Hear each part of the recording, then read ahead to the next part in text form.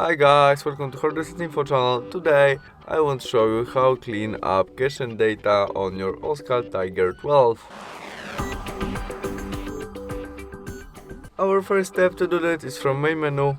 We must open settings application. In it we look for apps and notification selection, which is there, and there we press on see all apps.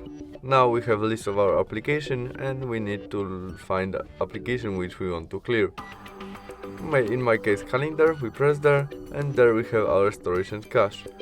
And now we can clear only cache or all storage by tap there and we clear cache, and clear storage we press there, confirm by delete, and we clear our all storage. That's all. Thanks for watching. See you soon. Bye.